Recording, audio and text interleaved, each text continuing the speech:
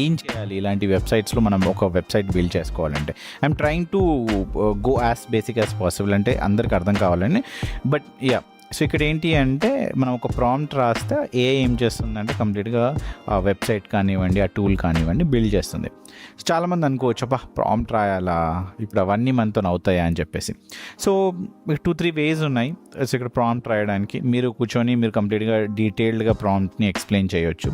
అంటే మీరు ఏం చూడాలనుకుంటున్నారు, మీరు డిజైన్ ఏమైనా కావాలనుకుంటున్నారా, ఏదైనా ఫంక్షనాలిటీ అనుకుంటున్నారా అనేది మొత్తం మీరు అక్కడ పెట్టుకోవచ్చు.